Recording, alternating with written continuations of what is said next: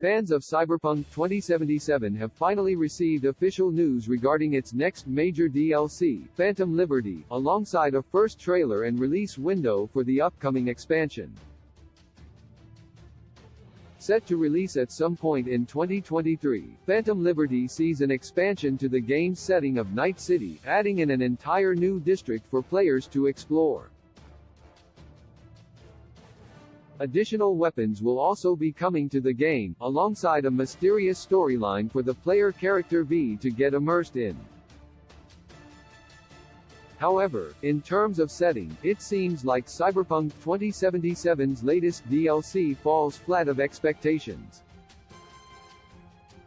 The initial announcement of the DLC drew in quite a bit of excitement from Cyberpunk 2077 players, particularly as it was revealed that Keanu Reeves would return in Phantom Liberty as his character Johnny Silverhand.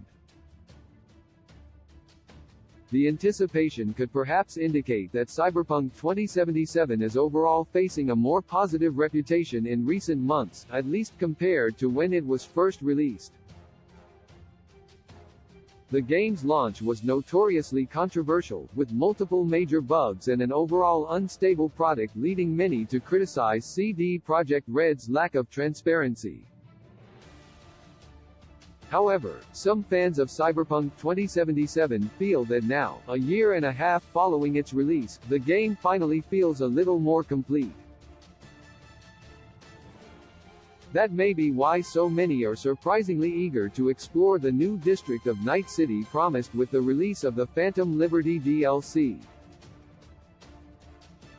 While the characters in Cyberpunk 2077 were generally well-liked, numerous players hoped that Cyberpunk 2077's DLC could improve its world by bringing it up to the same level of depth as the game's NPCs. Despite the vast size of Night City, it can still feel like a relatively limited setting when compared to the rest of the globe.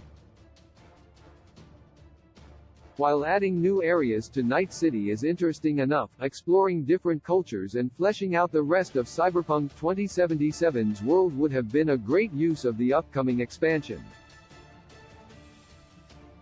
Cyberpunk 2077's Phantom Liberty DLC could have gone anywhere else. The new trailer, as posted on the official Cyberpunk 2077 blog, doesn't reveal much about the story of the Phantom Liberty DLC. It does, however, feature player character V pledging an oath to serve the new United States of America.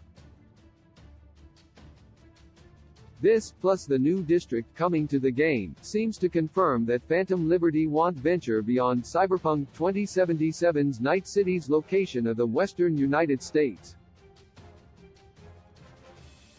The news may be viewed as disappointing by anyone who feels as though the industry has an oversaturation of games set in America. Post-apocalyptic series Fallout, for example, has faced similar complaints regarding the lack of global exploration and world building.